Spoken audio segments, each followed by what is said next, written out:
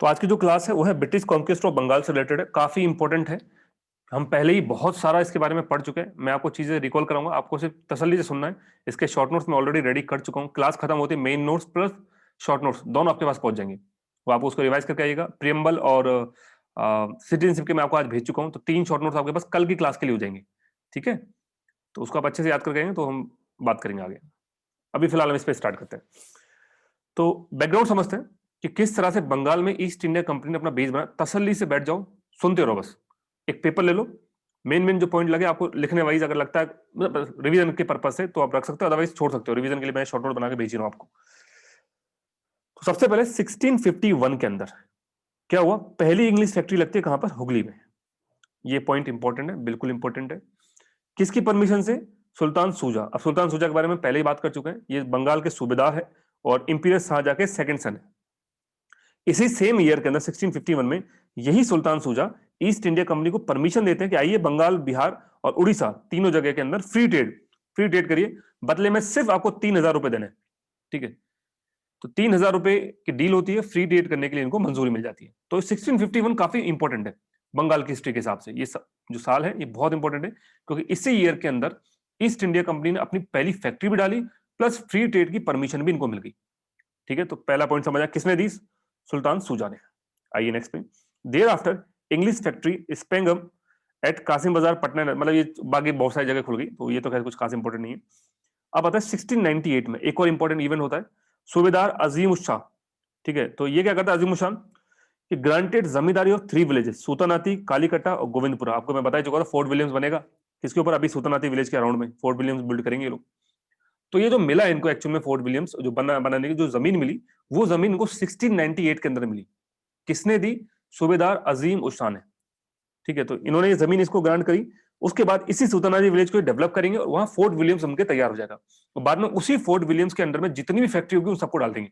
Basically fort Williams को अपना headquarter बना देंगे। और वही फोर्ट विलियम्स बाद में बढ़ते बढ़ते कलकत्ता हो जाएगा, क्योंकि भैया फैक्ट्री लग चुकी है, काम हो चुका है, तो लोग गांव से निकल के आएंगे, घर बनाएंगे, फैक्ट्री लगेंगी, क्वार्टर लगेंगी, और धीरे धीरे बढ़ने बढ़ते पूरा शहर बनकर तैयार हो जाएगा। रेलवे भी आएगा, ब्रिजेज भी तैयार होंगे, सड़कें भी बनेंगी। तो बाद में यही फोर्ट विलियम, यही सुल्तानाती विलेज फोर्ट विलियम से फाइनली कोलकाता। तो 1700 के अंदर Bengal factory were placed under the fort Williams. Soon the village grew into a city, Calcutta. तो यहां तक का पॉइंट एकदम क्लियर है। 3 साल मैंने आपको बताया 1651, जिसके अंदर हमारे भाई साहब ये जो सुल्तान सूजा है इन्होंने हुगली दे दिया फैक्ट्री लगाने के लिए, और बंगाल, बिहार, उड़ीसा में परमिशन दे दी कि फ्री ट्रेड को। लेकिन लेकिन फ्री ट्रेड के लिए पैसा भी रखा, 3000 रुपए अभी के हिसाब से कुछ नहीं, उस समय के हिसाब से बहुत बड़ा अमाउंट है। देर आफ्टर 1698 के अंदर सूबेदार अजीम शाह ने सुल्तानाती, कालीकटा और गोविंदपुरा के तीनों विलेज की जमींदारी दे दी, और बदले में इनको सिर्फ एक कंडीशन बोली कि भैया 1200 रुपए दे दो, जो पहले से इसकी जिसकी मतलब पहले से कोई जमींदार रहा होगा ना, तो उसको सिर्फ आप 1200 रुपए वन टाइम पेमेंट दे दो और आपकी कहानी खत्म।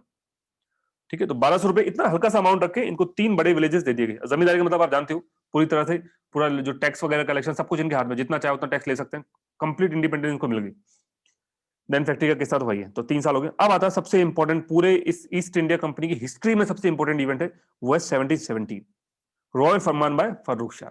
इसके बारे में मैं ऑलरेडी बात कर चुका हूं, इसलिए यहां इसके बारे में बात नहीं करूंगा। पिछली क्लास में बात कर दिया मैंने, क्यों मिला, कैसे मिला, किसको दिया, क्या क्या प्रोविजन, सब बात कर लिया।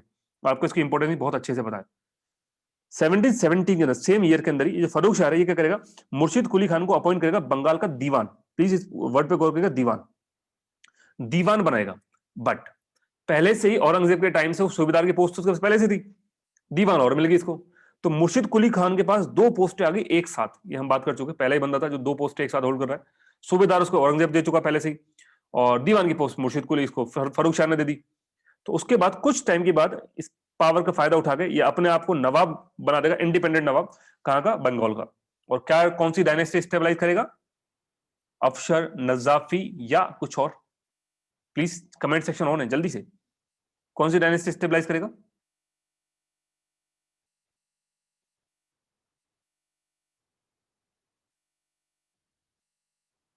Nasiri, very good, Nasiri dynasty. हमें अच्छे से बताया 3 डायनेस्टी आती है, नसीरी, अफशर और नजाफी। नसीरी मुर्शिद कुली खान, अफशर अलवर्दी खान, नजाफी जे से नजाफी और जे से मीर जाफर, अलीवर्दी का ए से ही अफशर। तो इस तरह से वो आपको पता है फाउंडर क्या है। ये नसीरी डायनेस्टी स्टेबलाइज करेगा। फिर 1740 के अंदर बैटल घेरिया होती है। बैटल घेरिया में जानते हो कि अलवर्दी सरफराज को हरा देता है। तो मुर्शिद कुली खान वाला का जो वंशज है, बेसिकली हम बोले जो नसीर डायनेस्टी खत्म हो जाती है और अलवर्दी स्टेबलाइज करता है अफशा डायनेस्टी।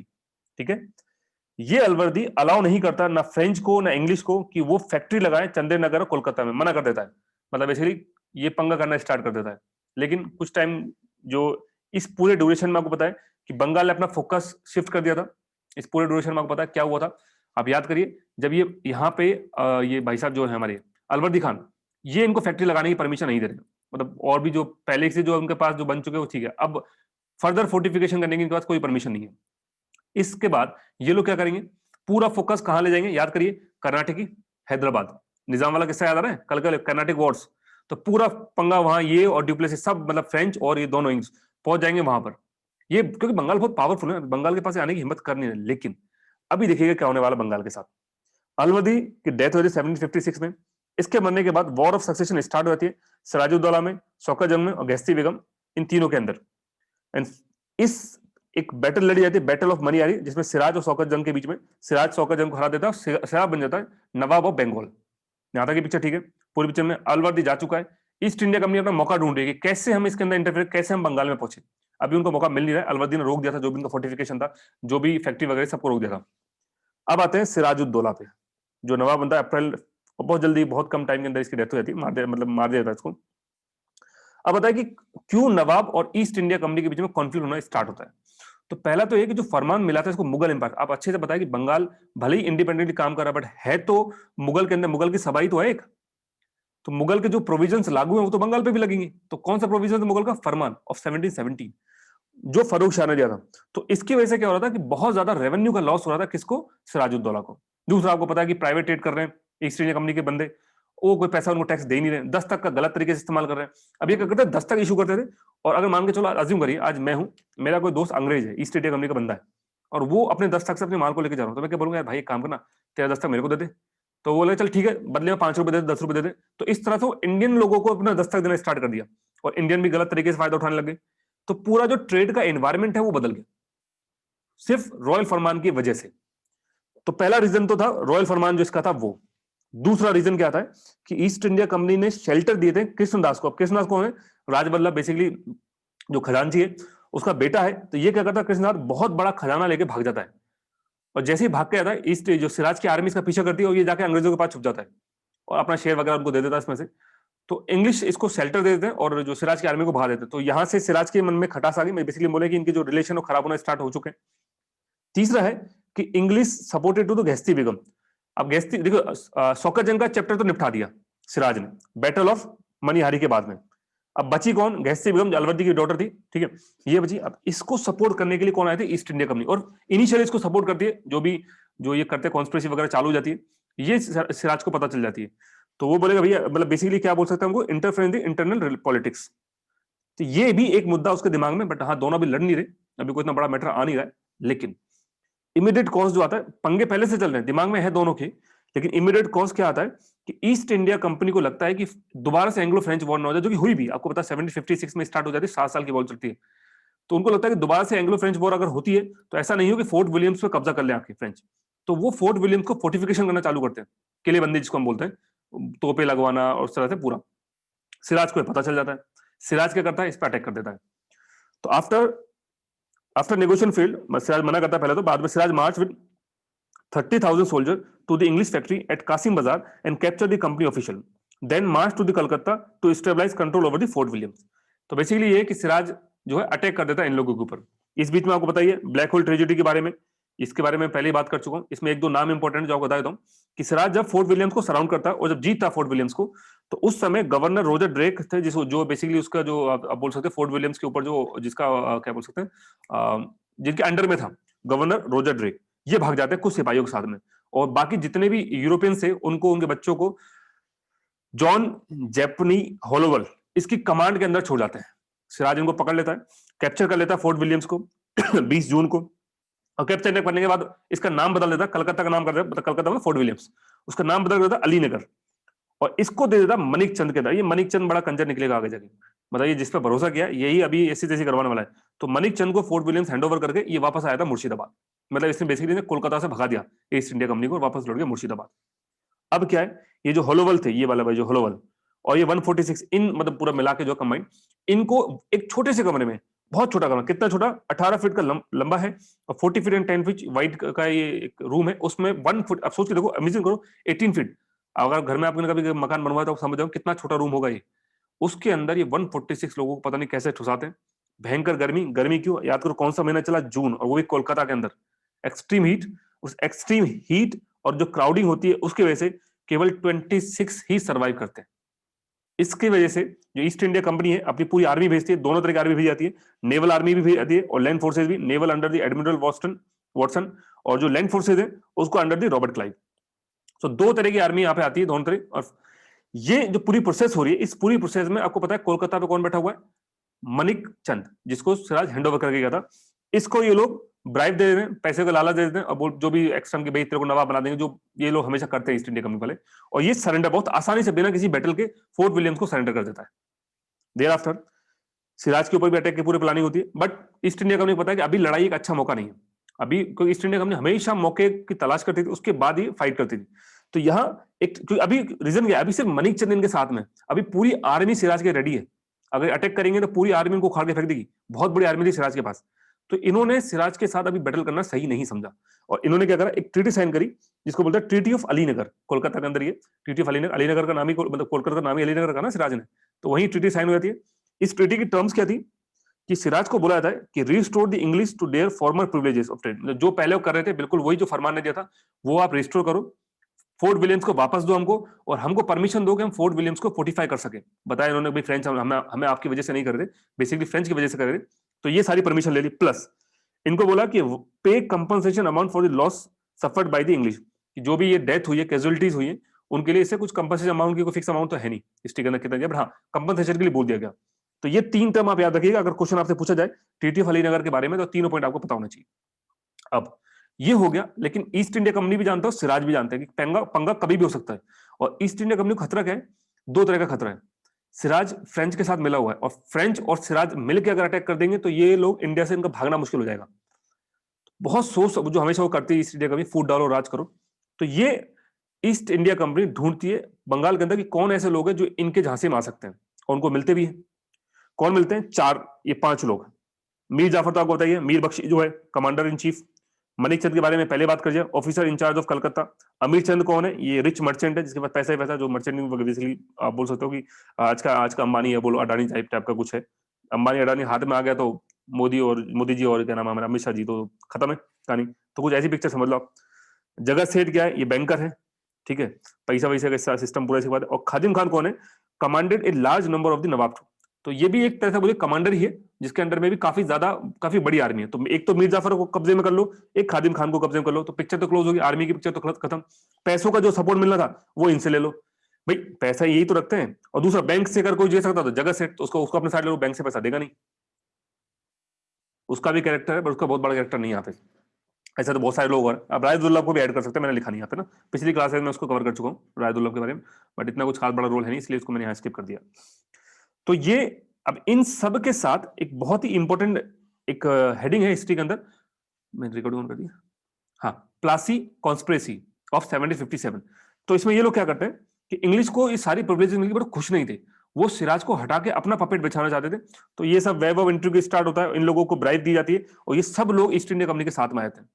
फिर बैटल ऑफ प्लासी होती है, ईस्ट इंडिया कंपनी अटैक कर देती है, उनको पता है कि सब लोग मेरे साथ हैं। तो बैटल ऑफ प्लासी में मैंने क्या करा, आपको गूगल से इमेज ले, क्योंकि आपको याद है मैंने जब आपको थर्ड बैटल ऑफ पानीपत पढ़ाया था तो मैंने आपको पानीपत की लोकेशन बताई थी। सिमिलरली आपको पता बैटल ऑफ प्लासी, प्लासी बहुत इंपॉर्टेंट है, बक्सर भी इंपॉर्टेंट होने वाली है, हालांकि बक्सर की मैंने लोकेशन इंक्लूड करी नहीं, कर दूंगा आगे, थोड़ा भूल के दिमाग से स्किप हो गया। सो बैटल ऑफ प्लासी में आप ध्यान से देखो तो ये रहा प्लासी, ठीक है, ये रहा मुर्शिदाबाद। अब इसकी मुर्शिदाबाद से डिस्टेंस कितनी है, 30 kilometre south of the Murshidabad. अब मैं ये क्यों बोल रहा हूं, क्योंकि याद करो सिराज की कैपिटल क्या है, मैं बेसिकली इस समय बंगाल की कैपिटल मुर्शिदाबाद। हमें इसकी दो लोकेशन पता होनी चाहिए, एक तो ये कि मुर्शिदाबाद से कितना डिस्टेंस पे, और एक कलकत्ता से, फोर्ट विलियम से, किसकी, प्लासी की। तो ये रहा कलकत्ता, यहां से डिस्टेंस कितनी होगी वो मैं चेक करके आपको नोट्स में लिख दूंगा, वो मैंने चेक नहीं करी अभी, ठीक है, और बैटल ऑफ बक्सर की भी चेक कर दूंगा। तो ये मैंने यहाँ इंक्लूड कर दिया। तो ये अगर मेंस का क्वेश्चन आता है तो आप 100% इस तरह का मैप बना के जो मेन जगह से डिस्टेंस आप बता दो कितनी डिस्टेंस इनकी यहाँ पर है। आप नोटिस करो बीच में एक चंदेर नगर भी है, और चंदेर नगर से आपको समझ माना कि भैया बीच में फ्रेंच कैपिटल, फ्रेंच की दो ही चीज थी मेन, चंदेल नगर और पौंडीचेरी। तो ये फ्रेंच यहाँ बैठे हुए हैं, कलकत्ता बिल्कुल पास में ही है। चलो आगे बढ़ते हैं। बैटल के बारे में आपको पहले बताया कि नवाब के पास लगभग 50,000 की आर्मी है, ठीक है, जिसके कमांडर कौन है? मीर जाफर। ब्रिटिश के पास केवल 3,050, 3050 भी, इतने से सैनिक है, और फिर भी ये जीत जाते हैं। क्यों जीत जाते हैं? कि जो मेन कमांडर वो लड़ने से मना कर देता है, वो अपनी आर्मी को ऑर्डर नहीं देता आगे जाने के लिए, वो खड़ा रहता बस। इस ड्यूरेशन में बहुत छोटा सा ग्रुप था लड़ाई का, मतलब जो लोग मीर जाफर के साइड में नहीं थे, होता ना कि आपने कभी पुरानी बैटल्स देखी हो तो आर्मी के डिफरेंट कमांडर्स होते हैं। तो एक तो बड़ी साइड में होता है, बहुत सारे छोटे छोटे भी आते हैं, गुट वजह से एक गांव से उठा लिया कुछ लोग आगे, इस तरह से ना मिला मिला के आर्मी तैयार की जाती है। तो ये जो थे, यहाँ पे एक छोटा सा ग्रुप है नवाब के सोल्जर्स का, उनका नाम मीर मदन और मोहन लाल। इनको इन सब के बारे में नहीं पता था क्या पिक्चर चल रही है, क्या कॉन्स्पिरेसी चल रही है। ये जिस तरह से लड़ते हैं वैसे ही लड़ते हैं, बहुत ब्रेवली फाउट करते हैं, एंड फाइनली इतनी बड़ी बैटल्स लोगों के सामने कहां से जीतेंगे छोटे से लोग, और ये मार दिए जाते हैं। इतनी सी तादाद थी, 3,050। बाकी आर्मी तो खैर लड़ी नहीं सिराज की। तो जब ये दोनों मार दिए जाते हैं, सिराज दूर से खड़ा होकर देखता है, ठीक है। अब ये मीर जाफर क्या करता है, सिराज को बोलता है कि भाई साहब आप भाग लो, क्योंकि अपन तो हारने वाले हैं। आप सोचो किसी आर्मी का कमांडर ही बोल रहा है कि हम हारने वाले हैं, तो खत्म। और सिराज की गलती यही हो जाती है कि वो ऐसे भाग जाता है, और जैसे ही भाग के जाता है बैटल खत्म, कहानी खत्म, बैटल हार गए। तो ये बैटल हार गए, प्लस जब ये भाग के जाता है तो इसको कैप्चर करने के लिए, मारने के लिए एक असैसिन है मोहम्मद अली बेग, बेसिकली हम वो जो आप बोल सकते हो जो कातिल बोल लीजिए या गुंडा बोलिए, जो होता है ना पिछले टाइम पुराने टाइम में हम देखा होगा, वो आंखों पे पट्टी लगा के इस तरह के रहते थे, उस टाइप का। सो मोहम्मद अली बेग को ऑर्डर देता है मीर जाफर का बेटा मीरान। तो मीरान ऑर्डर के जाओ उसको पकड़ के मार दो, और ये इसको पकड़ के मार देता है। तो यहाँ कुछ इंपॉर्टेंट नाम आपके सामने है, मैं नाम दोबारा बता दूं प्रीलिम्स के हिसाब से कौन कौन से नाम है। पहले बात तो 5 नाम, ये कौन इनका प्रोफेशन क्या था वो आपको पता होना चाहिए।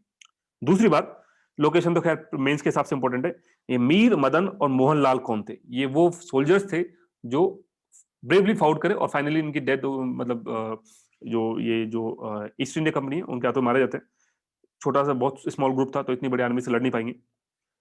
सेकंड, मोहम्मद अली बेग कौन है और मीरान कौन है? मीरान मीर जाफर का सन है। तो ये कुछ नाम आपके सामने है। तो यहाँ पे बैटल ऑफ प्लासी खत्म होती है, ईस्ट इंडिया कंपनी को विक्ट्री मिल जाती है। अब आता है इसकी कॉन्सिक्वेंस क्या है, ये मेंस के हिसाब से, ये पूरा कॉन्सिक्वेंस मेंस के हिसाब से काम आएगा, प्रीलिम्स में भी काम आ सकता है। तो पहला कॉन्सिक्वेंस है कि जो रॉबर्ट क्लाइव है जिसने बैटल जीता है, वो बन जाता है फर्स्ट गवर्नर ऑफ बंगाल। और आपको बंगाल आगे इतना काम आने वाला है, बंगाल से ही काम चलेगा। आप देखिएगा आगे मैं जब आपको गवर्नर जनरल पढ़ाऊंगा तो बंगाल की कितनी ज्यादा इंपॉर्टेंस है। तो फर्स्ट गवर्नर ऑफ बंगाल बन जाता है Robert Clive. Second, Mir Jafar है, ऑब्वियसली जो प्रॉमिस किया उसको मिलता है, नवाब ऑफ बंगाल, ये रेडी हो गया। तीसरा, अब बदले में मीर जाफर क्या क्या देता है इन लोगों को? तो मीर जाफर देखिए क्या देगा, 24 परगनास नियर कलकत्ता, जो टेरिटरी दे दें, 24 लगभग गांव के आराम मान लीजिए कि जो कलकत्ता के पास में ईस्ट इंडिया कंपनी को दे दिया था। प्लस 50 लाख रुपए गिफ्ट मिलता है एज इट इज, कि भैया लो आपने मुझे नवाब बनाया। इसके अलावा granted undisputed right to free trade in the Bengal, Bihar and Orissa. ये एक इंपॉर्टेंट पॉइंट है। अभी तक तो क्या हो रहा था, आप पीछे याद करो, 1651 में सुल्तान सुजा ने इसको परमिशन जरूर दी थी फ्री ट्रेड की, लेकिन बदले में पैसा भी ले रहा था, एनुअली पैसा चार्ज कर रहा था 3,000 रुपीज। इस समय कोई भी पैसा नहीं, कुछ नहीं है, फ्री में आप जो आपको करना होगा फ्री, पूरा पूरा कंप्लीट फ्री ट्रेड है। इसके अलावा कंपनी के सर्वेंट को बोल दिया कि अब तो आपको प्राइवेट ट्रेड पे भी पैसा नहीं देना। अभी तक तो ना कंपनी सर्वेंट को टैक्स देना पड़ा था, इसने वो सिस्टम भी खत्म कर दिया। All French settlement in Bengal were surrender to the English. All French का मतलब समझ रहे हैं बंगाल के अंदर, इसका मतलब ये चंदेल नगर और जो भी सेटलमेंट यहाँ रहे होंगे इन फ्रेंच के, वो सब के सब ईस्ट इंडिया कंपनी को उठा के दे देता है ये हमारा मीर जाफर। चलिए, तो यहां तक की बात है कि कॉन्सिक्वेंस क्या थे। अब आते हैं significance of the battle of Plassey. काफी इंपॉर्टेंट बैटल है, इसलिए इसको पूरा मेंस के हिसाब से पढ़ा रहा हूं मैं आपको। तो सिग्निफिकेंस क्या है कि फर्स्ट थिंग ये कि Britishers emerge as a king maker. ये काफी इंपॉर्टेंट होने वाला है कि ब्रिटिशर्स जो है किंग मेकर की तरह सामने आएंगे। यहां एक इंपॉर्टेंट नाम आता है मिस्टर वॉट्स। ये क्या होगा, ये ब्रिटिश रेजिडेंट होगा जो मुर्शिदाबाद में बैठेगा। रेजिडेंट का मतलब है ये देखने के लिए कहीं कोई कॉन्स्पिरेसी तो नहीं चल रही हमारे खिलाफ। जो भी इनके जो आम जो मतलब क्या बोलते हैं उसको, बड़ा अच्छा नाम है, दीवाने आम दीवाने खास, जो इस तरह की जो मीटिंग होती है उसमें उसको बैठता है और पूरी मीटिंग प्रोसेस देखता है कहीं कुछ गड़बड़ तो नहीं हो रही। तो मिस्टर वॉट बेसिकली कहने के लिए रेजिडेंट है, बट एक तरह से आप ये मान लीजिए कि पूरी डिक्टेटरशिप चलाता है, जो ये चाहेगा वो होगा। तो अभी धीरे धीरे, अभी तो मीर जाफर ने दे दिया खुशी खुशी में, लेकिन जब पता चलेगा कि भाई नवाब तो मैं बन गया बट मेरे पास पावर ही नहीं है, तो यहाँ पंगे होने स्टार्ट होंगे। तो फर्स्ट थिंग ये कि भैया ये जो ईस्ट इंडिया कंपनी है वो किंग मेकर बन जाती है। 6,000 सिपाहियों को अंडर द मिस्टर वॉट ये बंगाल के अंदर जो है मुर्शिदाबाद के अंदर रख देती है। Second, transformation in the position of the East India Company. Company emerge supreme and stabilise its monopoly over Bengal trade by marginalising the French and Dutch. अभी तक तो क्या था, तीनों इक्वल वेटेज पे थे। कोई किसी, आप सोचो बंगाल कितना बड़ा, बंगाल, बिहार, उड़ीसा, सोचिए आप अगर मैप में देखोगे आपको समझ, और ये बंगाल में उस समय का बांग्लादेश भी है, ठीक है, पूरा, ये पूरा जो नॉर्थ ईस्ट साइड का पूरी टेरिटरी कैप्चर करेंगे ये लोग, तो काफी हद तक का इतना बड़ा इलाका इनके पास आ गया, कितना रेवेन्यू जनरेट करेंगे। और वहां डच, फ्रेंच छोटे छोटे इलाके लेके बैठे हुए हैं। तो जो बाकी यूरोपियन कंपनी है उनके मुकाबले ये बहुत तेजी से ऊपर बढ़ेंगे, अभी देखिएगा आप। Second, third vast resources of the Bengal placed at the British disposal, मैंने बताई दिया आपको, इतना ज्यादा पैसा इनके पास आएगा कि जब बैटल जीतते हैं उसके बाद 100 से ज्यादा वोट, अब नोटिस करेगा 100 से ज्यादा वोट, अब बोलते ना कि इंडिया कभी सोने की चिड़िया थी बंगाल, अब वो आपको समझ में आएगा। अब सिल्वर के कॉइन, गोल्ड कॉइन और इन सब को लगभग 100 से ज्यादा वोट्स में भर के कहां पहुंच गए थे, इंग्लैंड। 100 वोट समझ रहे कितना पैसा होगा, वो इंग्लैंड पहुंचा दिया इन्होंने। With the revenue of the Bengal East India Company were able to meet the cost of the conquest of the rest of Bengal। ये सबसे बड़ा चीज है, इतना पैसा इनके पास आ गया कि अभी पूरे इंडिया को जीत सकते हैं, इतनी बड़ी आर्मी अपने पास रख सकते हैं। Next, change in the pattern of the European trade. क्या हुआ कि पहले क्या करते थे, जो ट्रेड करते थे, अब ट्रेड कैसे करेंगे भाई, इंडियंस को तुम्हारा कुछ चाहिए, तुम्हारे जो तुम्हारे यूरो फिरो चलाते हो जो अपने करेंसी, वो इंडियंस को चाहिए नहीं, वो यहाँ चलेगी, पेपर करेंसी कुछ उस समय थी नहीं, ठीक है। तो उस समय आप इकोनॉमी का फर्स्ट लेक्चर का मैंने देखा तो मैंने बताया था बाटर सिस्टम क्या होता था। तो बाटर सिस्टम ही मेनली प्रेवलेंट था। अब बाटर सिस्टम में भी क्या है, या तो बाटर सिस्टम में आप कमोडिटीज एक्सचेंज कर लो, जैसे स्पाइसेस के बदले में क्या लेते थे, कपड़े, तो या तो ये कर लो, या आप गोल्ड और सिल्वर लेकर, जो इंडिया में लोग मतलब पहन सकते हैं, जो यूज करते हैं। तो इंग्लैंड से गोल्ड और सिल्वर बहुत बड़ी तादाद में लोग लेके आते थे, माल परचेज और पूरा ट्रेड करते थे। बट आप जानते हो मर्चेंट कैपिटलिज्म में गोल्ड या बुलियन जिसको हम बोलते हैं, गोल्ड और सिल्वर, बुलियन का आउटफ्लो को गलत माना जाता है कि बुलियन कभी भी बाहर नहीं जाना चाहिए, वो कंट्री के अंदर आना चाहिए। तो इनके पास वो जो चीज अभी तक इनको सोल्यूशन नहीं मिला कि कैसे करें, क्योंकि इंडियंस तो इनके अलावा कोई तरीका ही नहीं है। अब इनको सोल्यूशन मिल गया क्योंकि बंगाल इनके कब्जे में आ गया ना, तो अब इनको इंग्लैंड से गोल्ड और सिल्वर मंगाने की जरूरत नहीं है, ये भर भर के वहां बेचेंगे। तो जो मर्चेंट कैपिटलिज्म में जो चीज होती है वही चीज अब इनके साथ होने स्टार्ट हो जाएगी। वहां कैपिटल, मर्चेंट कैपिटलिज्म के साथ कैपिटल जो है एक्यूमुलेट होने स्टार्ट होगा। और आपको बताया मैंने, यही प्रोटो इंडस्ट्रियलाइजेशन बनेगा, कल आपको बताया था प्रोटो इंडस्ट्रियलाइजेशन। तो प्रोटो इंडस्ट्रियलाइजेशन यही है कि ये जो पैसा उनके पास आ रहा है वही बाद में इंडस्ट्रियल रेवोल्यूशन में, आपको मैं बताऊंगा अभी, ये शायद आपने देखा भी है कि इंडस्ट्रियल रेवोल्यूशन की डेट कितनी ज्यादा कोइंसाइड कर रही है बैटल ऑफ प्लासी के बाद। कब से हुआ इंडस्ट्रियल रेवोल्यूशन, लगभग 1760 में, 3 साल बाद ही, 1757 के लगभग 3 साल बाद इंडस्ट्रियल रेवोल्यूशन चालू हो गया वहां पे। अब ये 3 साल में ऐसा क्या हो गया उन्हें, क्या 3 साल में होगा कि इतना बड़ा अमाउंट उनके पास पहुंच गया। तो फैक्ट्री डालने में और सब में बड़ी आसानी रही। तो काफी बड़ा रोल है बैटल ऑफ प्लासी का इंडस्ट्रियल रेवोल्यूशन जो इंग्लैंड में आया था उसके लिए। ये बड़ा एक अच्छा स्टेटमेंट है। There never was a battle in which the consequence were so vast and so immediate and so permanent. Colonel Malleson ने ये स्टेटमेंट बोला था। तो ये मतलब सिंपल, अगर कभी पूछा जाए बैटल ऑफ प्लासी के बारे में, मैंने इसलिए लिखा है यहाँ पे कि आप इसको कोट कर सकते हैं अपने मेंस आंसर के अंदर। ठीक है ना, पिक्चर ठीक है। अब आता है नजाफी डायनेस्टी के। नजाफी मतलब वो मीर जाफर वगैरह। अभी तक तो खुशी खुशी इसने सब दे दिया कि भैया तुम ले जाओ। अब इसको समझ में आएगा ना कि एक्चुअल में दालचीनी का भाव क्या है। दालचीनी सिनेमन वाला नहीं, बेसिकली कहावत है ये, इसको आप समझ में आएगा कि क्या सिस्टम चलने वाला है। तो आइए, मीर जाफर स्टेबलाइज हो गया, लेकिन इसको समझ में आएगा कि मिस्टर वॉट्स जो बैठा है ब्रिटिश राजनीति, तो हर चीज में उंगली कर रहा है। तो ये डच लोगों के साथ मिलके जो होता है साजिशें, जो कॉन्स्पिरेसी करना चालू कर देता है, और ये इनको पता चल जाती है, दोनों को पता चल जाती है, ईस्ट इंडिया कंपनी को, मतलब मिस्टर वॉट्स के थ्रू ईस्ट इंडिया कंपनी को। अब ये डच के साथ तो मिलने की कोशिश कर रहा है, लेकिन पूरा पैसा, पूरा रेवेन्यू तो किसके पास है, ईस्ट इंडिया कंपनी के पास है। कंप्लीट फ्री ट्रेड दे रही है ना, फ्री ट्रेड की परमिशन है। होगा क्या, इसके ऊपर वो अपना जो जो इसकी जो भी आप ये समझिए कि जो ब्रिटिश जो बंगाल से जो इनको ट्रेड, तो होता क्या है, किसी में दीवान और दीवानी और निजामत में आपको पता है कि पैसा तो इसके पास आएगा फ्री ट्रेड का, जो उसी जमींदारी वगैरह लेगा, उसमें से कुछ अमाउंट ये किसको देगा, और ब्रिटिशर्स को देगा। और वो जो टोटल ड्यूज के पास आ जाएगा वो लगभग 25 लाख का हो जाएगा। 25 लाख बहुत बड़ा अमाउंट है, इतना बड़ा ड्यूज के ऊपर हो जाएगा, जो ये ब्रिटिश ईस्ट इंडिया कंपनी को चुका ही नहीं पा रहा है। खुद के खर्चे हैं, गवर्नमेंट चलाने के जो खर्चे हैं उसकी वजह से। तो ये 25 लाख रुपए इसको देने हैं, वो वहां से कीड़े करे पड़े हैं, ये डच के साथ मिल रहा है। तो ब्रिटिश ईस्ट इंडिया कंपनी इस मौके का फायदा उठा के इसको बोलते हैं चले काम कर, कुर्सी खाली कर, तेरी बस की नहीं है, ठीक है। और वो कुर्सी उठा के देते मीर कासिम को। लेकिन मीर कासिम को देने से पहले आप जानते हो मीर जाफर का वारिस कौन होना चाहिए था, मीरान। बताइए ना, मीरान जो इसका सन था, जिसने किसको मारा था, सिराज को मारने का एक्चुअली ऑर्डर दिया था। तो वारिस वो होना चाहिए था, और मीरान की डेथ हो जाती है, मीरान मारा जाता है। तो मीरान की डेथ होने के बाद सक्सेशन का पंगा चालू हो जाता है दो लोगों के बीच में, एक तो मीरान का बेटा और एक है मीर कासिम। मीर कासिम कौन है, मीर जाफर का दामाद। अभी दोनों है पंगे में, मीर जाफर कुर्सी पे बैठा हुआ है, मीरान जा चुका है। अब ईस्ट इंडिया कंपनी इस मौके का फायदा उठाती है, और फायदा इसलिए ईस्ट इंडिया कंपनी नहीं उठाती, मीर कासिम उठाता है। मीर कासिम आगे से वंस ये उस मतलब रॉबर्ट क्लाइव जा चुका है, रॉबर्ट क्लाइव की जगह जो दूसरा गवर्नर है उसका नाम है वंसी टाट, वंसी टाट। तो वंसी टाट को प्रॉमिस करता है कि जो भी तुमको पैसा चाहिए मैं दूंगा, जो भी ये जो मीर जाफर दे नहीं पा रहा है, बस तुम एक बार मेरे को नवाब बना दो। और इस मौके का फायदा उठा के ईस्ट इंडिया कंपनी फोर्सफुली हटा देती है मीर जाफर को सिंहासन पे और मीर कासिम को बैठा देती है। ठीक है ना, Mir Jafar was force to abdicate in favour of Mir Kasim. तो Mir Jafar got betrayal in return of the betrayal, मतलब धोखे के बदले में धोखा मिला, आप ये कह सकते हैं। तो यहां तक मीर जाफर की पिक्चर क्लोज है। अब मीर जाफर हट चुका है, अब आता पिक्चर में मीर कासिम। अब मीर कासिम ने जो प्रॉमिस किया था बिल्कुल वो एज इट इज प्रॉमिस निभाता है। 25 लाख देने थे, ये 29 लाख दे देता है, प्लस और जमींदारी दे देता है। कौन सी जमींदारी? मिदनापुर, चिटगांव और बुर्दवान। एमसीबी आता है, मैंने ट्रिक बताई, सिराज भाग के चला गया एमसीबी। सो मिदनापुर, चिटगांव, बुर्दवान की जमींदारी दे देता है किसको? ईस्ट इंडिया कंपनी को। प्लस एक और इंपॉर्टेंट चीज, 50% share in the chunam trade in the Sylhet. तो सेलेट में जो चूनम, चूना को चूना, चूना बोल दीजिए या रोस्टेड लाइम बोल दीजिए, तो उसकी जो ट्रेड होती थी, उस समय भैया उस समय सीमेंट वगैरह तो ज्यादा प्रॉब्लम तो था नहीं, तो इसकी जो ट्रेड होती थी उसका 50% शेयर भी उठा के देता है ईस्ट इंडिया कंपनी को। तो ये तीन बहुत इंपॉर्टेंट डील ये करता है।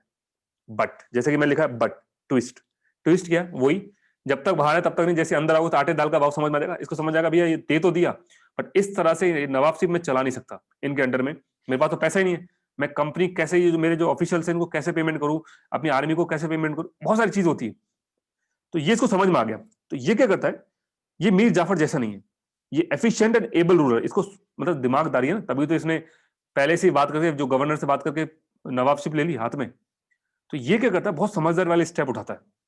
फर्स्ट ऑफ ऑल ये अपनी कैपिटल को मुर्शिदाबाद से शिफ्ट कर देता है मोंगियार, बिहार में ले आता है, मतलब और दूर ले आता है, कोलकाता से दूर, सो दैट कलकत्ता की जो कमांड है मुर्शिदाबाद के ऊपर, आपने देखा था कलकत्ता से डिस्टेंस ज्यादा नहीं है, तो डिस्टेंस दूर कर देता है ताकि इनकी कमांड से निकल जाए। एक बहुत इंपॉर्टेंट ये प्रीलिम्स के हिसाब से पॉइंट हो गया, to get away from the Calcutta, ये ठीक है, कंपनी के इन्फ्लुएंस से दूर होने के लिए। सेकंड करता है कि जो ब्यूरोक्रेसी है वो पूरी बदल देता है, जो ईस्ट इंडिया कंपनी के जो चाटुकार थे ना, जो भी मंत्री वगैरह बनाते, हटा देता है और अपने पसंद के लोग बैठा देता है ब्यूरोक्रेसी में, सो दैट जो स्टेट का फाइनेंस है वो बढ़े। करप्ट लोग थे पूरी कंप्लीटली, ईस्ट इंडिया कंपनी के साथ मिलकर करप्शन करते, हटा देता है, दूसरा पॉइंट। तीसरा, इसको पता है कि अगर कल को बैटल होती है तो मेरी आर्मी इतनी स्ट्रांग नहीं जितनी यूरोपियन है, तो ये अपनी आर्मी को मॉडर्नाइज करना स्टार्ट करता है, थर्ड पॉइंट। फोर्थ, मोंगियार के अंदर ही जो बिहार में, वहीं पे गन मैन्युफैक्चरिंग भी स्टार्ट हो जाती है। ईस्ट इंडिया कंपनी के पास यही तो पावर थी कि उनके पास जो सुपीरियर क्वालिटी के वॉर मेटल, जो वॉर के जो एमिनेशन है वो सुपीरियर क्वालिटी थे। तो ये भी वही काम कर रहे हैं, तलवारों के सामने गन नहीं जी सकती, तो गन मैन्युफैक्चरिंग की फैक्ट्री मोंगियार में लगा देता है। ये लोकेशन प्रीलिम्स के हिसाब से इंपॉर्टेंट है। एक और, एक बंदा है राम नारायण करके, अभी बिहार में आया, तो बिहार में ही आपने लेके आ गया, बिहार का एक डेप्यूटी गवर्नर था राम नारायण। ये भाई साहब बोल देता कि मैं तो इंडिपेंडेंट रूलर हूं, मैं नहीं दबने वाला किससे। आप पता ना, बंगाल और उड़ीसा सब बिहार के, बंगाल के अंडर में ही बिहार उड़ीसा काम करते हैं पूरा। तो ये डेप्यूटी गवर्नर जो बिहार का बैठा हुआ है नाम, ये मना कर देता कि मैं आपको रूलर नहीं मानता, मैं इंडिपेंडेंट हूँ। तो जो मीर कासिम क्या बोलता है कि जाओ इसको पकड़ के लाओ और इसको एग्जीक्यूशन में मार डालो, इसको ऑर्डर देता है। इससे ईस्ट इंडिया कंपनी चिढ़ जाती है, क्योंकि ईस्ट इंडिया कंपनी का पालतू है मीर नारायण। अब आइए नेक्स्ट नंबर, पॉइंट नंबर 6 पे, काफी इंपॉर्टेंट पॉइंट है और मैं बोलता हूं मेन पॉइंट है, जिसमें आगे चल के बैटल ऑफ बक्सर होने वाली है। पॉइंट क्या है कि अबोलिश ऑल इनलेट ड्यूटी, सारी की सारी ड्यूटी हटा देता है, सब पूरी कंप्लीट। अभी क्यों करता है मैं आपको समझाता हूं। देखो ये बहुत परेशान हो चुका है, ईस्ट इंडिया कंपनी के जो है रॉयल फरमान से परेशान हो चुका है कि ये लोग बहुत गलत तरीके से इस्तेमाल कर रहे हैं दस्तक का। तो ये क्या करता है, मीटिंग करता है वेंसीटाट जो उस समय का गवर्नर है, और वारेन हास्टिंग, इन दोनों के साथ मिलकर, ऑफिशियल है अभी गवर्नर, वारेन हास्टिंग कोई बहुत बड़ी पोस्ट पे नहीं, सिर्फ एक ऑफिशियल है। तो वेंसीटाट और वारेन हास्टिंग के साथ मीर कासिम की मीटिंग होती है, और वो इस मीटिंग में कुछ अपनी बातें रखता है। ये अभी मैं पीछे बैकग्राउंड में जा रहा हूं, उस पॉइंट से पहले क्या बातें बोलता है कि ठीक है मैं जो भी ट्रेड कर रहा हूं उसमें मैं तुमको शेयर दूंगा, परसेंटेज शेयर दूंगा, अगर तुम मुझे 9% की ड्यूटी पे करो तो। एक पॉइंट ये रखता है। दूसरी बात ये बोलता है कि जो भी दस्तक इशू करने का है, अब दस्तक क्या होता है कि कंपनी का ऑफिशियल इशू कर रहे हैं, तो बोला दस्तक आप लोग इशू नहीं कर सकते, दस्तक सिर्फ मैं इशू करूंगा। और तीसरा पॉइंट ये रखता है कि कोई भी ट्रेड को लेकर डिस्प्यूट होता है तो उसमें मैं जो बोलूंगा वो फाइनल होगा। ये तीन बातें ये इनके सामने रखता है, ये हाँ भर देते हैं। लेकिन जो कलकत्ता काउंसिल है, जो बेसिकली बोलते हैं ईस्ट इंडिया कंपनी को जो चलाने वाली काउंसिल है, वो इसको रिजेक्ट कर देती है, मना कर दे कि हम तो ये तेरे प्रॉमिस बात नहीं मानी। इससे मीर कासिम फ्रस्ट्रेट हो जाता है, उसको बोलता है ऐसा काम करो, वो पूरी तरह से ही सारी ड्यूटी ही खत्म कर देता है। समझ आया क्यों खत्म करा? क्योंकि ईस्ट इंडिया कंपनी वाले दे नहीं रहे, इंडियन से लेना पड़ रहा है, तो बोला ना तो अब ईस्ट इंडिया कंपनी देंगे ना इंडिया देंगे, दोनों बराबर आ गए, लेवल प्लेइंग फील्ड बना देता है। ठीक है, इससे बंगाल का नुकसान होगा, लेकिन सर जी इसका इंग्लैंड का भी तो नुकसान है कि जो अपने पासेज इश्यू करके जो इंडियन से पैसा कमा रहे हैं वो तो गया।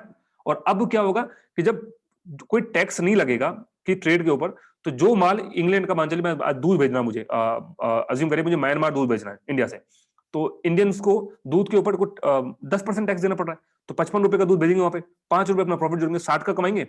यही इंग्लिश 50 रुपए का कोई टैक्स देना नहीं पड़ा, तो 50 का पहुंच गया म्यांमार, ये 5 रुपए का प्रॉफिट कमा के 55 का भेज देंगे, तो किसका दूध भेजेगा वहां पे जाके?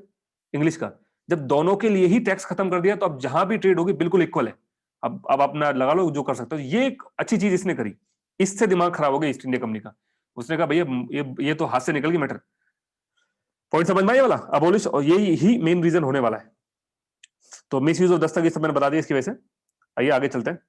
तो नवाब, अब इससे क्या होगा ये करने के बाद, इससे अच्छा इसके बाद एक और चीज है, ये तो किया ही किया जो किया, इसके बाद ये से कि कहीं ईस्ट इंडिया कंपनी इसको अटैक ना कर दे, ये करने की वजह से ये पटना टाउन पर अटैक कर देता है। बट लगातार कई सारी बैटल्स होती है जिसमें नवाब की आर्मी बार बार हार जाती है, और पूरी तरह से ईस्ट इंडिया कंपनी आ जाती है मोंगियार पे कब्जा करने के लिए। ये वहां से भाग के चला जाता है अवध पे, और अवध में जाके अलायंस, अपनी आर्मी को लेकर अवध में जाके अलायंस बना लेता है मीर कासिम, सिराजुद्दौला और शाह आलम टू। आप समझने वाले हैं क्या होने वाला है? आपको ये अलायंस समझ में आ रहा है क्या हो रहा है? ये कौन सा अलायंस है? बैटल ऑफ बक्सर वाला। ये बैटल ऑफ बक्सर वाला अलायंस बनकर तैयार होगा। अब इसके बाद होगी battle of Buxar. Battle of Buxar बारे में ऑलरेडी बहुत सारा पहले ही पढ़ चुके हैं, तो दोबारा से मैं बैकग्राउंड समझाता हूं, काफी इंपॉर्टेंट, काफी थोड़ा डीप में भी है, एक बार दोबारा समझते हैं इस पूरी चीज को। मीर कासिम को समझते हैं। मीर कासिम ने क्या प्रॉमिस करा कि मीर जाफर पैसे नहीं दे पा रहा, मैं दूंगा। आते ही इसने 29 लाख रुपए दे दी, 50% शेयर दे दिया चूनम ट्रेड में, सीलत में जोड़ दी, जगह का नाम है, प्लस एमसीबी मिदनापुर चिटगांव बुर्दवान की जमींदारी भी दे दी। लेकिन इसको समझ में ऐसे काम तो चलेगा नहीं, तो ये क्या काम करता है, मोंगियार में अपनी कैपिटल शिफ्ट कर देता है, मोंगियार में ही एक गन मैन्युफैक्चरिंग की फैक्ट्री लगा देता है, पूरी ब्यूरोक्रेसी को बदल देता है, ओवरहोल्ड कर देता है, अपनी आर्मी को मॉडर्नाइज कर देता है, और जो राम नारायण का बंदा था जो खुद को इंडिपेंडेंट घोषित कर, उसको मारने का ऑर्डर दे देता है, प्लस सारी इनलैंड ड्यूटीज खत्म कर देता है, सो दैट इंडियंस और यूरोपियन सेम लाइन पर आ जाए। बताओ यहां तक क्लियर है? यहां तक सारे पॉइंट क्लियर है? बैटल ऑफ बक्सर पे आने वाले, पहले यहां तक के पॉइंट बताइए, एकदम क्लियर है क्या हो रहा है? ये सारे नाम ऑलरेडी पहले से हैं, हम पहले भी पढ़ चुके हैं, बट इस बार ये सब कुछ मैंने और डिटेल में कवर करा है। डिटेल मतलब मैक्सिमम जो डिटेल पॉसिबल है यूपीएससी के लिए, वो सारी डिटेल इसमें आ गया, इससे बाहर कुछ नहीं। चलिए स्टार्ट करते हैं हमारी क्लास को। सो बैटल ऑफ बक्सर के बारे में बात करें। बैटल ऑफ बक्सर का बैकग्राउंड आपको समझ में आ गया कि बैकग्राउंड क्या है, कि बैकग्राउंड ये है कि मीर कासिम का पंगा स्टार्ट हो चुका है, क्यों हो गया वो भी आपको समझ में आ गया। क्या हुआ, पटना जो उस पर जो उसके पटना टाउन पे अटैक करने के बाद भाग के चला गया, कई सारी बैटल हारा, भाग के वो अवध चला गया। आइए जरा, तो पहला अलायंस तो आपको बताइए, अलायंस नंबर 1 कौन सा? ये वाला, मीर कासिम सुजाउद्दौला अवध का नवाब और शाह आलम टू। और दूसरा, अब तो जरा एक बार नोटिस करो आप कि इस अलायंस के अंदर टोटल सोल्जर्स कितने हैं भाई? इस अलायंस के पास 40 से 60 हजार, 40 से 60 हजार, कितना बड़ा, कितनी बड़ी तादाद हो। यहां इंग्लिश में सिर्फ 7,000, फिर भी ये जीत जाते हैं। 7,000 सोल्जर्स के साथ इंग्लिश इस बैटल को जीत जाती है, 60,000 सोल्जर के अराउंड सोल्जर्स को ये हरा देती है। ऐसा क्यों हो पाया? ऐसा इसलिए हो पाया because of the superior military power. इनकी जो मिलिट्री पावर थी बहुत ज्यादा सुपीरियर थी compare to the alliance. Second चीज, जो कमांडर था काफी कैपेबल था, major Hector Munro.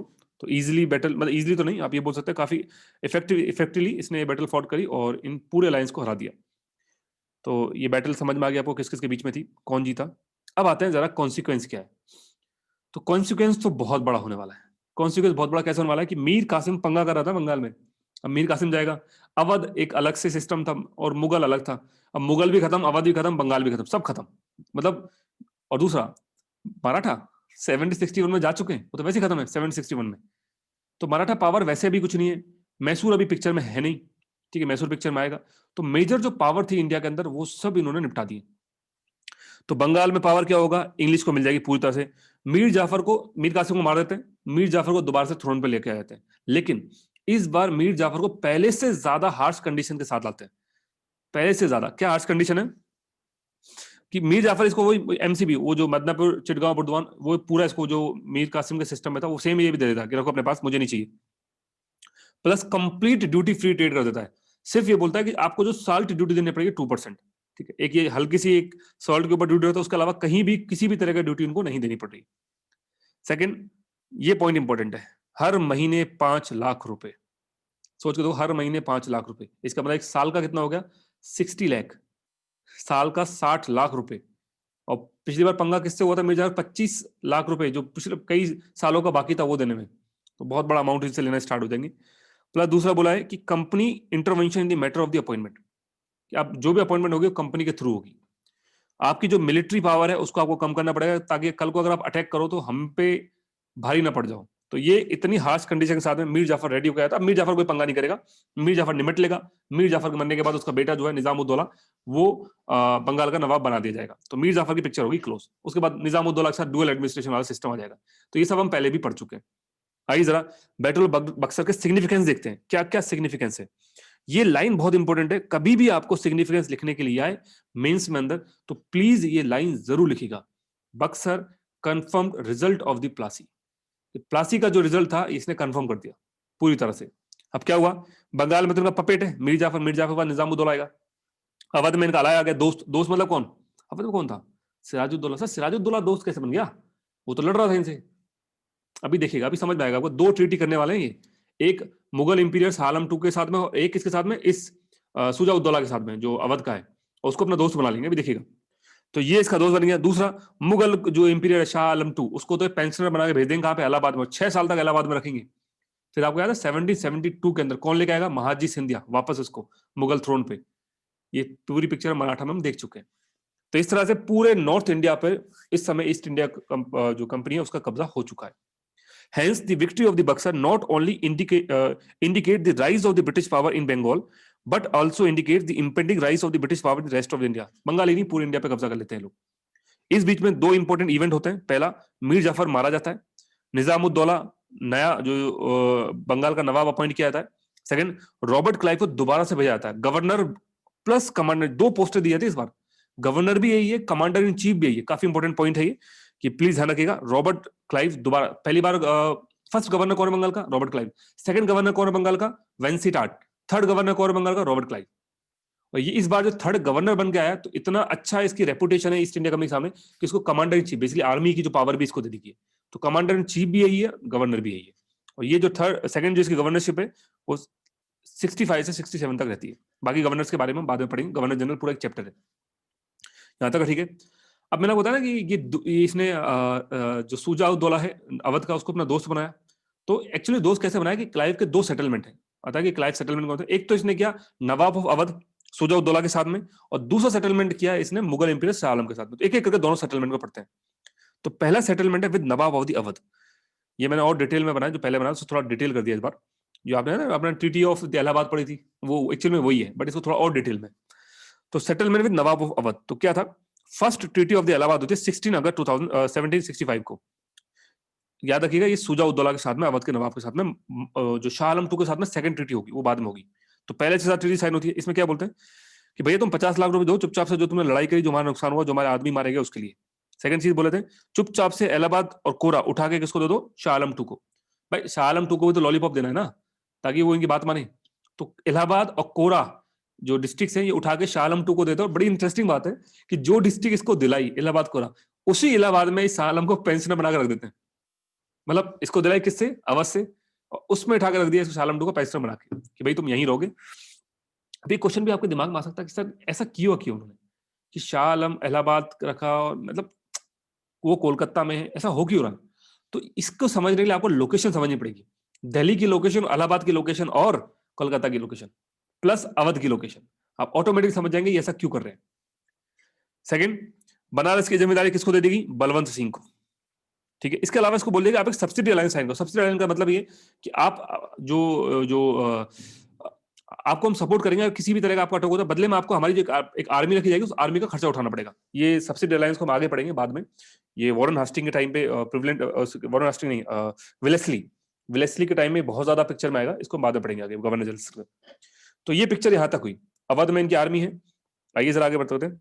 Y Clive did not annex Awadh completely? ये क्वेश्चन कई लोगों के दिमाग में आ सकता है कि इनको ये फ्रेंडली करने की जरूरत थी, पूरे हथियार लेते। देखिए बहुत पंगे हो जाते अगर ऐसा करते तो। प्रॉब्लम क्या थी? Since annexing would have placed the company under obligation to protect the extensive land frontier which was vulnerable to attack by the Afghan and Maratha. ये पॉइंट समझ आया। Second, Instead, Clive converted Awadh into friendly buffer state between British territory in Bengal and Maratha prince. तो इसको समझ में आ गया कि अगर मैं पूरी तरह से अवध हटा लेता हूं तो कल को मराठा भी अटैक कर सकते हैं, अफगान भी अटैक कर सकते हैं नॉर्थ वेस्ट फ्रंटियर प्रोविजन से, प्लस दूसरी यूरोपियन पावर का हमला करने का भी खतरा है, वो भी बना हुआ है। ये बात ठीक है। सेकंड चीज, अगर ये अवध को इस तरह से ट्रीट करे, क्योंकि इनके पास बंगाल है, नीचे मराठा है, और मराठा की पावर आपको पता है, मराठा पूरा गुजरात तक है। मतलब अवध के अगर मैप में देखोगे गुजरात पूरे, तो अवध एक तरह से बफर स्टेट दोनों के बीच में, तो अवध को एक तरह से बफर स्टेट की तरह इस्तेमाल कर सकते हैं। कुछ भी मराठा करते हैं तो पहले वो अवध में आएंगे, बाद में बंगाल तक जाएंगे, तो उनको बात पहले ही पता चल जाएगी और वो पूरी तरह से बंगाल में रेडी हो जाएंगे। तो एक बफर स्टेट की तरह अवध काम कर सकता है। ये सब कुछ दिमाग में रखे उन्होंने अवध को कंप्लीटली अनेक्स नहीं करा, लेकिन अगर अनेक्स कर लेते तो अवध भी बंगाल का पार्ट हो जाता और बड़ी आसानी से ये मराठा का कोई भी अटैक अगर अवध पे होता वो डायरेक्टली बंगाल पे अटैक होता और सीधा Maratha versus Bengal, Maratha versus East India company की बैटल स्टार्ट हो जाती। तो ये एक बफर स्टेट बनाना इनके दिमाग से, इन्होंने सही गेम खेल गए यहाँ पे, ये एक अच्छा स्टेप था। नेक्स्ट आते हैं सेटलमेंट विद शाह आलम 2। पहली ट्रीटी हो चुकी है, अब आता है दूसरी, second treaty of the Allahabad 1765 में होती है, ये भी सेम ईयर पे होती है, उसी सेम मंथ में होती है, मतलब उसे करने के साथ में ट्रीटी फाइनल। इससे क्या करते हैं कि भैया एक काम करते हैं, आपको कंपनी का प्रोटेक्शन मिलेगा। प्रोटेक्शन कैसे मिलेगा कि जाओ इलाहाबाद में रहो। अभी बोले इलाहाबाद तो मेरा नहीं है, इलाहाबाद तो अवध का है, तो कोई बात नहीं, इलाहाबाद भी आपको देते हैं, कोरा भी आपको देते हैं, ठीक है, दोनों जगह इसको पेंशन बना के रख दिया जाता है। तो मतलब इतनी, ये जो 2 पॉइंट इसको मिलता है, बेसिकली पॉइंट ये सजा है, इसको आप बोलते हैं हाउस अरेस्ट जैसा कुछ करा जा रहा है। और ये क्यों कर रहे हैं? क्योंकि दिल्ली ना पहुंच जाए, क्योंकि अगर ये दिल्ली रखा जाता तो आप अच्छे जानते हो कि उस समय ये हमेशा से था कि जो मुगल को ही इंडिया का एम्पीरियर, आप देखो एम्पीरियर नाम के आगे जो है एम्पीरियर, तो मुगल को ही इंपीरियर मानते हैं, तो इसके नाम से दोबारा कोई रिवोल्ट कर सकता है, दोबारा कई सारे लोग मिलकर और इनके ऊपर अटैक करते। तो ये चाहते थे कि इनके अंडर में रहे, इंपीरियर भी यही बना रहे, खुशी खुशी रहे, और किसी तरह के दूसरे जो भी जो मराठा मान लीजिए, चाहे राजपूत मान लीजिए, जो भी इस समय पावर में थे, उनके साथ किसी भी तरह का इसका कॉन्टेक्ट ना हो। लेकिन ऐसा होगा नहीं। आपको पता है महाजी सिंधिया 6 साल के बाद उसको उठा के लाएंगे वापस से, कहां से इलाहाबाद से, दोबारा लेके आएंगे दिल्ली पे, क्योंकि वो भी मराठा अच्छे से जानते थे कि अगर पूरी इंडिया यूनाइट हो सकती है तो सिर्फ मुगल थ्रोन के अंडर में ही हो सकती है, मुगल नेम के अंडर में ही हो सकती है। और ये बात ईस्ट इंडिया कंपनी को पता थी, इसीलिए इसको उठा के इलाहाबाद रख दिया खुशी खुशी।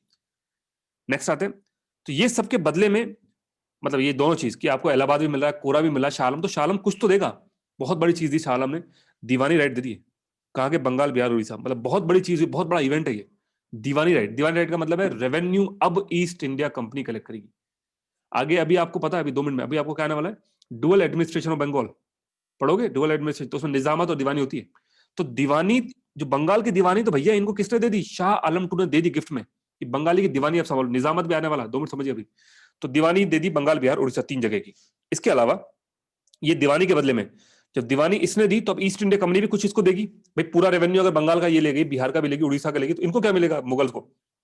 तो बोल रहे हैं हम आपको एनुअली 26 लाख देंगे, 26 लाख रुपए, प्लस जो आपके निजामत का खर्चा है, providing for the expenses of the nizamat of Bengal Bihar Orissa which was fixed at 53 lakh. कि निजामत मतलब जो आर्मी सिचुएशन है, जो मिलिट्री और डिफेंस जो अफेयर्स को या सिविल अफेयर्स को हैंडल कर रहे हैं, उसके लिए 53 लाख। तो 53 लाख इसके लिए और 26 लाख, ये डील हुई इन दोनों के बीच में। इसको मानना पड़ा, मानता है तो नहीं, क्या करता है, मरना थोड़ी था, तो इसने खुशी खुशी हाँ कर दी। मैटर यहां तक ठीक है। Note, Imperial Shah Alam II resided in the fort of Allahabad for 6 years as a virtual prisoner of the English East India Company। और आपको पता है 6 साल के बाद 1772 के अंदर इसको महाजी सिंधिया वापस दिल्ली के थ्रोन पे लेके आएंगे। यहाँ तक ठीक है ये वाला। तो ये तो रहा क्लाइव के 2 सेटलमेंट। अब आता है क्लाइव का तीसरा settlement, settlement nawab of Bengal. Awadh के साथ हो चुका है, मुगल के साथ हो चुका है, अब बंगाल बात है। अब बंगाल में आपको पता है निजामुद्दौला है। तो निजामुद्दौला क्या बोले थे, भाई बात सुन, दीवानी तो मैं लेके आ गया वहां से, अब तेरे पास निजामत है ना। अब निजामत का मतलब क्या, निजामत में 2 चीज होती है, डिफेंस एंड फॉरेन अफेयर, एक तो ये, एक होता है सिविल एडमिनिस्ट्रेशन। 2 चीजें, डिफेंस एंड फॉरेन अफेयर्स, 3 चीज बोल सकते हो आप, डिफेंस एंड फॉरेन अफेयर 2 चीजें होगी, एक है सिविल एडमिनिस्ट्रेशन। तो ये इसके साथ डील ये करते हैं निजामुद्दौला के साथ में कि भाई देख एक काम कर, डिफेंस और फॉरेन अफेयर वो तो तुझसे हैंडल होने वाला वैसे भी नहीं, तेरे पास आर्मी कुछ है नहीं, तो ये तू हमको दे दे। निजाम बोलता भाई साहब ये लो निजामुद्दौला, ये वाला निजामुद्दौला जो बंगाल नवाब है, ठीक है। दूसरा बोलता है जो सिविल एडमिनिस्ट्रेशन जो निजामत का ही पार्ट है वो संभालेगा हमारा नायब सूबेदार, जिसको हम अपॉइंट करेंगे, वो तुम नहीं करोगे, और इसको आप हटा नहीं सकते हमारी मर्जी के खिलाफ। ये बोलता भैया ठीक है। अब बोलता चलो दीवानी तो मेरी है, तो पता क्या बोलते हैं, रुक जा, दीवानी तो हमको पहले दे दी शाह आलम ने। तो ये बोलेगा मुझे करना क्या है कि तुझे कुछ नहीं करना, तुझे सिर्फ फेस दिखाना है। बेसिकली नवाब को बोला गया कि आपके पास किसी भी तरह की पावर नहीं है, आप सिर्फ रिस्पॉन्सिबिलिटी उठाओ, कुछ पंगा आ रहा लोगों तो आपके नाम से चलेगा। सारी की सारी पावर ईस्ट इंडिया कंपनी को चलेगी, जिनके पास किसी भी तरह की रिस्पॉन्सिबिलिटी नहीं है। बहुत पॉइंट बहुत इंपॉर्टेंट है कि निजामत में 3 चीजें, defence, foreign affairs, civil administration.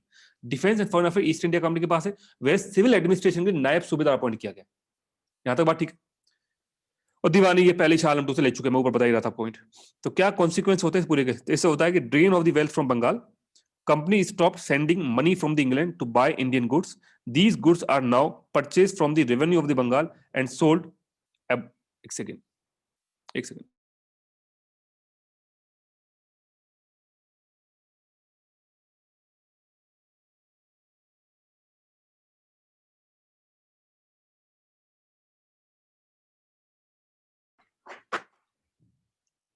एक second.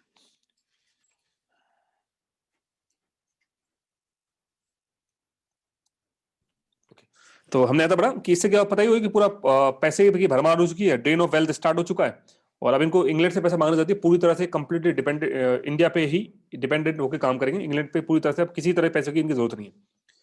So it was a major factor responsible the terrible Bengal famine. इसको अलग से बात करेंगे, बंगाल फेमिन को फेमिन के अंदर डिस्कशन करेंगे। पूरी तरह वेल्थ लूट ली है, लोगों के पास खाने के लिए पैसा नहीं होगा, सारा का सारा अनाज लगाने में ले जाएंगे, तो लोगों को खाने तक के लिए नहीं छोड़ेगी। तो इससे लाखों की तादाद में लोग मारे जाएंगे बंगाल के अंदर। बहुत बड़ा फेमिन है 70 का, उसके पीछे का बहुत बड़ा रीजन ये था।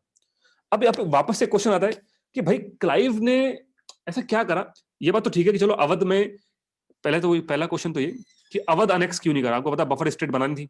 दूसरा, वो नहीं चाहता, इतनी बड़ी अवध की बाउंड्री थी जो फ्रंटियर, जो नॉर्थ वेस्ट फ्रंटियर पर अफगान से अटैक के लिए वल्नरेबल थी, कि वहां उसको अपनी आर्मी स्टेबलाइज करनी पड़ती, तो उससे बचने के लिए उसने काम करा। अब क्वेश्चन आता है कि बंगाल क्यों अनेक्स नहीं करा? बंगाल में बेमतलब के लिए इसने क्यों चेहरा बना रखा है? किसको? निजामुद्दौला को। भाई सारी पावर जब तुम्हारे पास है तो बंगाल भी ले लो, बंगाल क्यों नहीं ले रहे? तो इसका क्वेश्चन ये कि भाई साहब अगर बंगाल ले लेते ना, तो ऐसा कई सारी चीजें होती। पहली चीज तो होती कि यूरोपियन पावर्स जो बंगाल में ऑपरेट हो रही है, फ्रेंच, डच, आपको पता है अभी डच गए नहीं है, अच्छा डच तो जा चुके, सॉरी फ्रेंच, डच तो जा चुके, डच तो बैटल ऑफ बिद्रा के बाद 1759 बैटल ऑफ बिद्रा होती है, डच का चैप्टर क्लोज है।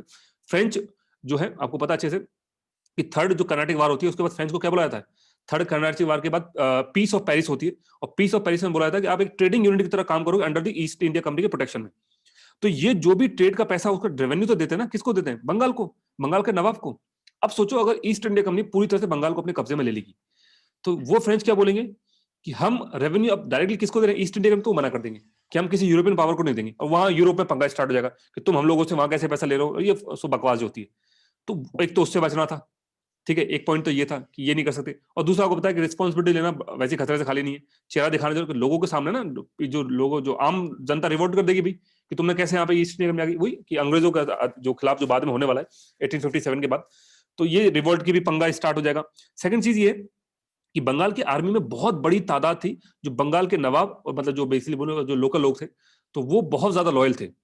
तो ईस्ट इंडिया कंपनी को ये बात समझ में आई कि अगर उनकी लॉयल्टी हमें खरीदनी है तो बेटर है कि हम नवाब को ही चेहरा रखें, ताकि वो आर्मी हमारे साथ रहे, हमारे खिलाफ ना हो जाए। तो आइए जरा इस पॉइंट को समझते हैं, सारे पॉइंटों को जो मैंने आपको बताया अभी। ओके, ये रहा। Why did Clive go for the dual system? तो पहला ये कि open assumption of the authority would have पहले show the true colour of the company uniting Indian princes against it.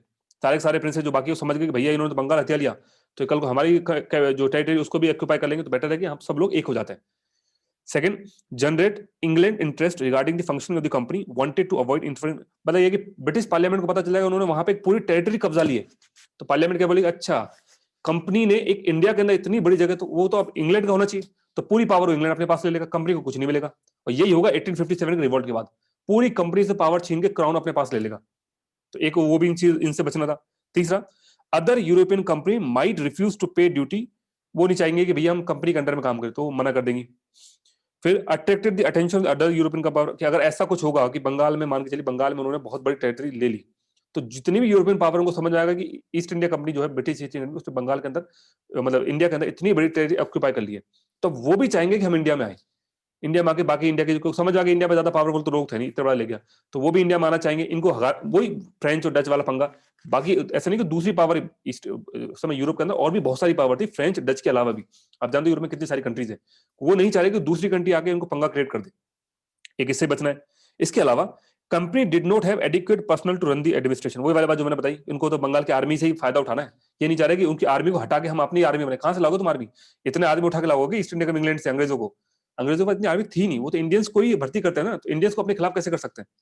Second, director of the company were more interested in the financial and commercial gain rather than territorial acquisition. मतलब इस समय जो company के director थे उनको कोई कब्जा नहीं करना, उनको जमीन नहीं चाहिए, उनको सिर्फ पैसा चाहिए। वैसा नहीं कि मुझे इंडिया में राज, क्योंकि उनको पता है ना कि अगर उन्होंने इंडिया ऑक्यूपाई कर भी लिया तो उनका कभी होगा नहीं, वो तो इंग्लैंड आके ले जाएगा इनसे। तो वो डायरेक्टर प्राइवेट लोग है ना, अंबानी अडानी जैसे लोग, तो ये इस पे कब्जा कर, मतलब इंडिया पे कब्जा करने के बजाय ये चाह रहे हैं कि कैसे भी करके यहाँ से पैसा जितना लूट सके उतना लूटेंगे। तो ये 7 रीजन आप ध्यान रखिएगा, मेंस के हिसाब से सातों के 7 रीजन इंपॉर्टेंट है। अब आते हैं adverse impact of dual system. आपको बताइए क्या होगा, पूरा ब्रेकडाउन हो गया, administration, law and order, corruption full चरम पे, पूरी पावर चलेगी ना, कोई ट्रेड, कोई पैसा नहीं देना, खूब लूटेंगे, जितना लूट सकते हो ना लूटेंगे, 100% लगा लेंगे। कोई किसान 10 बोरी गेहूं आएगा, 10 के 10 बोरी ले जाएंगे उठा के, उसको खाने के लिए कुछ नहीं बचेगा, वो भूखा मर जाएगा। बंगाल में जो फेमिन आया उसका रीजन मैंने बता दिया आपको ये। इसके अलावा ये 2 बंदे के नाम इंपॉर्टेंट, ध्यान रखिएगा, आपको अच्छे से पता है, नायब सूबेदार, ठीक है, जिसको नायब दीवान बोल रहे हैं। तो ये नायब निजाम या नायब सूबेदार जो है, जो बंगाल का अपॉइंट करता है, इसका नाम है मोहम्मद रजा खान। इसको नायब दीवान भी है, नायब मतलब दीवानी का जो आप बोलिए दीवानी के जो दीवानी और निजामत का जो फिलहाल काम हैंडल कर रहा है ईस्ट इंडिया कंपनी की तरफ से, वो है मोहम्मद रजा खान बंगाल में, और राजा सिताब रॉय ये बिहार में। इन दोनों को ये बोल के अपॉइंट किया जाता है कि तुम जितना ज्यादा हो सके उतना रेवेन्यू लो। जितना ज्यादा मतलब है कि ये दोनों क्या करेंगे, जाएंगे पूरा का पूरा अनाज उठा के लेंगे लोगों का, और इससे क्या होगा कि बंगाल के जो किसान हैं वो जंगलों में भाग जाएंगे डर के मारे, और रॉबर्ट्स बन जाएंगे, वो भी लूटना चलना स्टार्ट कर देंगे। एंड सबसे बड़ी जो जो ट्रेजेडी मान लीजिए वो होता है बंगाल का फेमन, जो 70 के अंदर आता है, बहुत बड़ी ट्रेजेडी थी, बहुत बड़ा फेमन, इसके बाद में बात करेंगे। प्लस ट्रेड एंड कॉमर्स पूरी तरह से खत्म, इंडियन जो मर्चेंट है वो भिखारी बन जाते हैं पूरी तरह से, उनका सामान लूट के ले जाते हैं लोग, अब तो कोई लेवल प्लेइंग फील्ड ही नहीं है ना। नेक्स्ट, इंडियन इंडस्ट्री पूरी तरह से खत्म कर देते हैं। कंपनी ऑल्सो इनकरेज इंडस्ट्री, मतलब ऐसे एक ऑर्डर निकालता है 70-69 में, इसको बोलते हैं कि तुम एक काम करो, तुम इंडियन जितने भी है ना, तुम सिल्क के कपड़े मत बनाओ, तुमको डिस्करेज वुवन सिल्क फैब्रिक, कि सिल्क के कपड़े मत बनाओ, तुम रॉ सिल्क पैदा करो। क्यों भैया, क्योंकि वहां इंडस्ट्रियल रेवोल्यूशन आ चुका है, 70-60 बताया ना मैंने, 3 साल के बाद, पेट्रोल प्लास्टिक 3 साल के बाद, तो इंडस्ट्रियल रेवोल्यूशन इंग्लैंड में आ चुका है। अब उस इंडस्ट्रियल रेवोल्यूशन के लिए कपड़े बना रहे हैं ना वो भी, तो अगर वो कपड़े इंडियन मार्केट में आएंगे तो उनके लिए रॉ मटेरियल तो चाहिए, और इंडिया तो खुद सिल्क को उठा के हम कपड़े बना रहे हैं। तो ये एक ऑर्डर निकालते हैं और इंडिया में जो सिल्क के कपड़े बनाए उनको मना करते हैं, मतलब प्रोहिबिट कर देते हैं, और पूरा का पूरा रॉ मटेरियल उठा के ले आते हैं इंग्लैंड में। तो ये इस तरह का भी, पूरी मतलब ट्रेड, पूरी इंडस्ट्री खत्म कर देते हैं हमारी। So many even cut their thumb to escape the miseries of the factory life.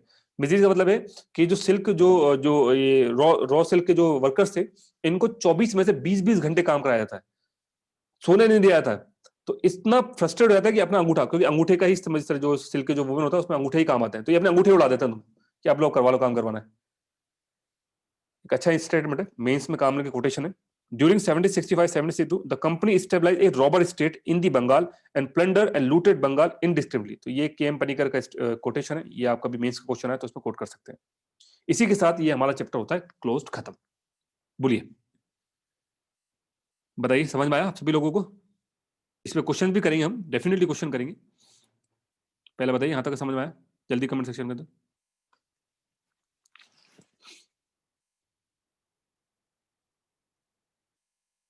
Okay, चलिए क्वेश्चन देखते हैं। अब आपने जितना सुना मुझे पता आपको याद तो हुआ नहीं होगा, बट जस्ट ऐसे प्रैक्टिस के लिए क्वेश्चन कर लेते हैं। आइए जरा, तो क्वेश्चंस पे आते हैं। जितना याद है उसके बेसिस पे आप अपने आंसर बताइएगा ना। चलो आ जाते हैं। तो हम ये पहला क्वेश्चन लेते हैं, आप अपने कमेंट सेक्शन में आंसर बताइएगा। मैं आपके कमेंट सेक्शन में ओपन कर लिया मैंने, और मैं चेक कर रहा हूँ जो भी आंसर आ रहा है मेरे सामने, ये कमेंट सेक्शन, ठीक है। तो चलिए, तो पहला क्वेश्चन है, ये पढ़ लो क्वेश्चन को और अपना जवाब कमेंट के अंदर बताओ। विच of the following were among the consequence of the battle of Plassey? Consequence पूछ रहा है बैटल ऑफ प्लासी के।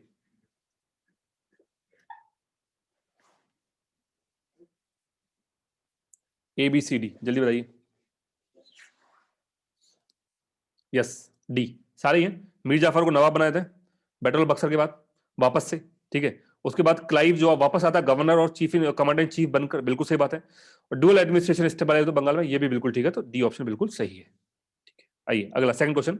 सेकंड क्वेश्चन ये रहा, कहाँ गया? अच्छा मैं डायरेक्टली यहाँ पहुंच गया प्रैक्टिस क्वेश्चन में। ये क्वेश्चन ऊपर, यूपीएससी वाले क्वेश्चन देख लो पहले, यूपीएससी में किस तरह क्वेश्चन आ रखे हैं ये देखो। यूपीएससी क्वेश्चन देख लो, विच ऑफ द यूपीएससी के प्रीवियस ईयर के क्वेश्चन आपको आइडिया लग जाएगा, हमने जो पढ़ा उससे यूपीएससी का एग्जाम निकल सकता है नहीं। Which of the following pair is correctly matched? Battle of the Buxar, Mir Jafar versus Clive, Battle of Wandy Wash, French versus East India Company, Battle of Chilanwala, Dalhousie versus Maratha, Battle of Kharda, Nizam versus East India Company. मुझे पता battle of चिलान वाले के बारे में कोई knowledge नहीं, battle of Khardah के बारे में आपको नॉलेज, तो दोनों को छोड़ो ना, ऊपर वाले दोनों देख लो कौन सा सही है। Which of the following pair correctly matched? क्या battle of Buxar Mir Jafar versus Clive थी? नो, बैटल बक्सर तो गलत है, एक तो बिल्कुल गलत है, B. Battle of Wandiwash French versus East 100% सही है, यही तो हुआ था battle of Wandiwash, third Carnatic battle के अंदर बैटल ऑफ वॉन्डी वॉश। तो ये बिल्कुल ठीक है। 17 क्या डेट क्या थी, कब हुई थी बैटल ऑफ वॉन्डी वॉश? 1760 में हुई थी I think. Battle of Wandiwash 1760 में होता क्या, या मैं कुछ गलत डेट बोल रहा हूँ? 1760 में, ओके डन, निकिता ने कंफर्म कर दिया 1760 में होता। क्या हो गया, एक सेकंड, ओके चलिए अगले क्वेश्चन पर बढ़ते हैं। अच्छा इसमें दो बैटल जो है, बैटल ऑफ चिलान वाला, बैटल ऑफ खरदा, ये जरा एक बार देख लो ये कौन सी बैटल है, क्योंकि ये बाद में आएंगी, ये मैं लिख दिया नीचे। बैटल ऑफ चिलान वाला जो है ये हुई थी ड्यूरिंग एंग्लो सिख वॉर, ये बाद में पढ़ेंगे भाई एंग्लो सिख वॉर के अंदर। और बैटल ऑफ खरदा हुई थी निजाम वर्सेस मराठा 1795 के। तो ये दो डिफरेंट बैटल है जिनके बारे में आगे पढ़ने वाले बाद में, ठीक है। ये क्वेश्चन बात है यूपीएससी में। अगला क्वेश्चन क्या है, ये रहा। Who among the following was the first European to initiate the policy of taking part in the quarrel of the Indian princes with a view of acquired territory? बताओ कौन था जिसे सबसे पहले समझ में आया कि भैया दोनों प्रिंसेस के बीच में पंगा ले लो, फायदा उठाते हैं। जो कहते सही जवाब दे रहे, ड्यूप्लेसिस, बिल्कुल ड्यूप्लेसिस सबसे पहले था, बाद में क्लाइव को समझ में आया कि अच्छा ऐसा भी किया जा सकता है, तो ड्यूप्लेसिस था वो पहला बंदा। तीसरा क्वेश्चन ये रहा, देखो थर्ड क्वेश्चन, कुछ यहाँ पे लिखा हुआ है कुछ यहाँ लिखा हुआ है, थोड़ा नीचे कर लेता हूँ, ठीक है। Consider the following statement. In the third battle of Panipat, Ahmad Shah Abdali defeated Ibrahim Lodi. Third battle में अहमद शाह ने इब्राहिम लोदी, ये क्या बकवास करा, पक गलत है। Tipu Sultan was killed in the third Anglo Mysore war, या बाद में पढ़ोगे, थर्ड नहीं था actually, fourth Anglo Mysore war थी, तो ये भी गलत हो गया। Mir Jafar enter in the conspiracy with the English for the defeat of the nawab of the Sirajuddaula, हाँ ये ठीक है, तो 3 ओनली बी हो जाएगा, 3 ओनली, ठीक है। बाकी आपने नहीं पढ़ा, पढ़ लेंगे बाद में। आइए नेक्स्ट, इनका ऑर्डर बताना है, जल्दी से बताओ क्या होना चाहिए ऑर्डर, कमेंट से। ये आपने पढ़ा हुआ सारा, battle of Ambur, battle of Wandiwash, battle of Buxar, battle of Plassey, sequence बताइए, पहले कौन हुई, बाद में कौन, बाद में कौन?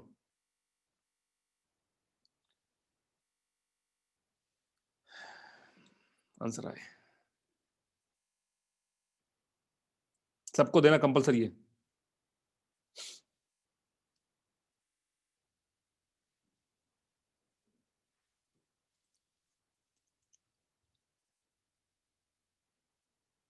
बिल्कुल सही है, सबसे पहले अंबूर थी 1749 में, है ना।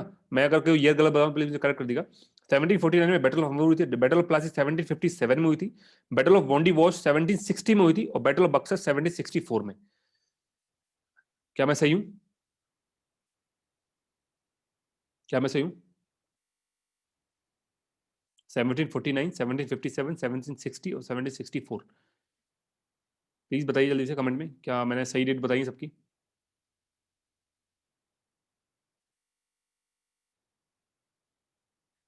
ओके चलिए आइए अगले क्वेश्चन पर बढ़ते हैं। तो ये क्वेश्चन खत्म, प्रैक्टिस क्वेश्चन बातें हैं। तो प्रैक्टिस का पहले क्वेश्चन जवाब तो आपने दे दिया, अब दूसरा क्वेश्चन ये रहा, थोड़ा स्टेटमेंट यहाँ है, थोड़ा यहाँ पढ़ो और जवाब दो। सेकंड क्वेश्चन क्या होना चाहिए, विच of the following were the causes of the failure of the French in the establishing political over, मतलब क्या रीजन थे कि फ्रेंच यहाँ पे पॉलिटिकल पावर नहीं बन पाए इंडिया में?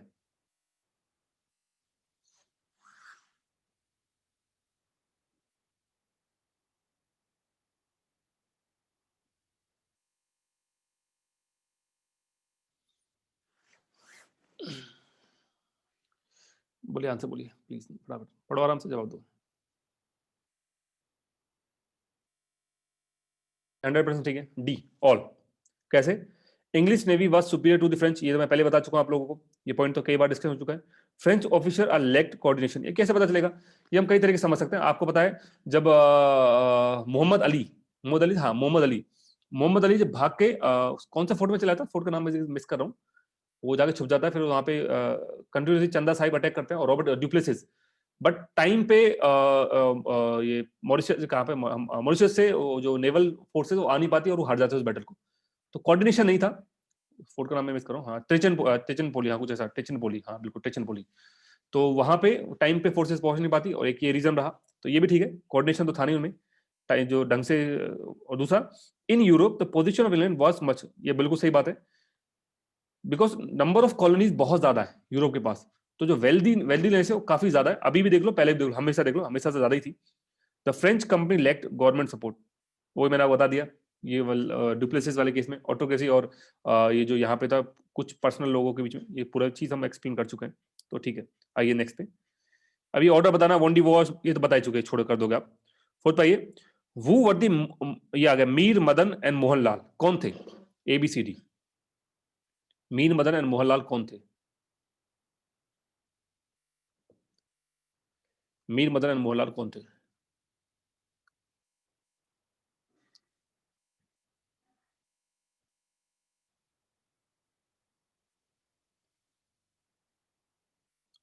बिल्कुल ए, ये वो सोल्जर्स थे जिन्होंने सिराज की तरफ से फॉर्ड करा और बैटल के अंदर शहीद हो गए। अनुष्का आपने बी करा है, लीडिंग बैंकर, बैंकर कहां से हो जाएंगे मीर मदन मोहनलाल? नेक्स्ट पांचवा, what is the black hole tragedy, बताओ, ऑप्शन ABCD, फटाफट आंसर बताओ, what is black hole tragedy? Exactly B option, death of English prisoner at the fort Williams captured by nawab Bengal. Six answer बताओ, six वाले का। Consider the following statement about the battle of Plassey, बताओ।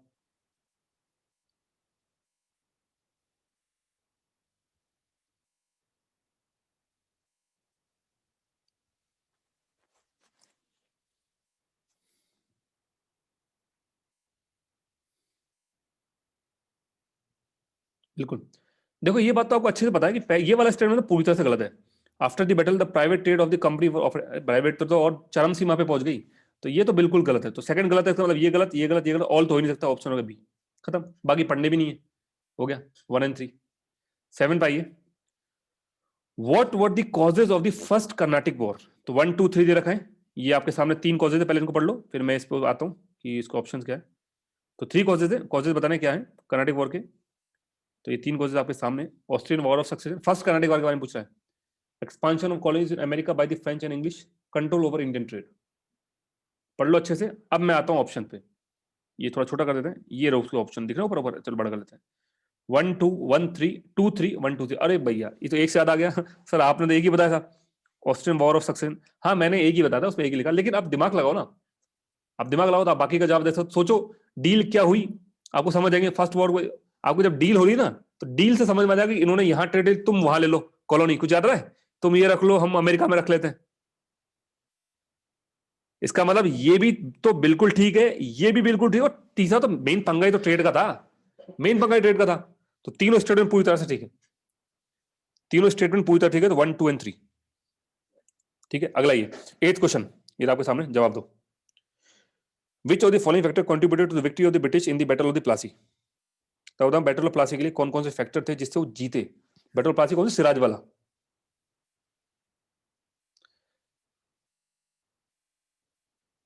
बताओ ABCD, ABCD।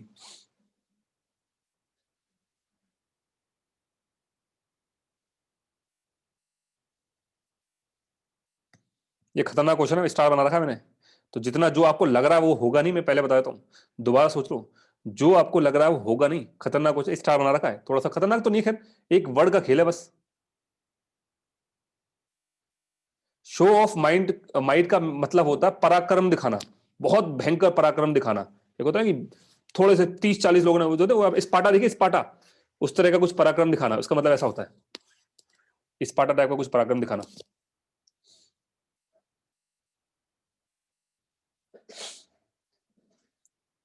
आइए जरा सुनिए, first of all पहला बिल्कुल ठीक है, डिसेशन ऑफ नवाल के मतलब वही गद्दारी वाला, ये तो ठीक है। आइए सुनिए सुनिए ध्यान से, पहला तो बिल्कुल ठीक है, ठीक है, पहला बिल्कुल ठीक है। लास्ट है failure of the nawab of the Bengal in understanding true nature of the English, ये भी ठीक है, दोनों ठीक है, बिल्कुल सही बात है।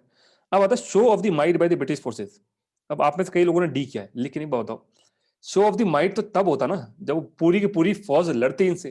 भाई मीर जाफर ने तो अपनी आर्मी को कमांड ही नहीं दिया लड़ने का, उन 3000 सिपाही के सामने इतना से आर्मी लड़ी, वो मीर मदन और मोहनलाल, पूरी आर्मी लड़ी नहीं, तो कहां से इन्होंने अपना पराक्रम दिखा दिया?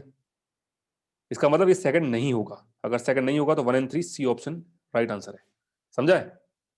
क्वेश्चन अच्छा था, आइए आगे। Consider the following statement, in East India company got Bombay from the Portuguese by defeating them, East India company को बॉम्बे मिल गया पुर्तगीज से उनको हराकर, है ना रे भैया, ये तो गलत है पूरी तरह से, आप जानते हो। दहेज में दिया था, डॉरी में दिया था भैया, ये गलत है। आइए नेक्स्ट।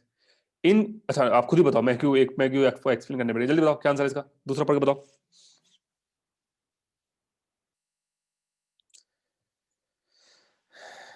और आपको बोला in 16 Hawkins reach the Mughal court as the ambassador of the king James one. No, king का तो कहानी नहीं है इंग्लैंड में, तो क्वीन होती है, क्वीन एलिजाबेथ, है ना।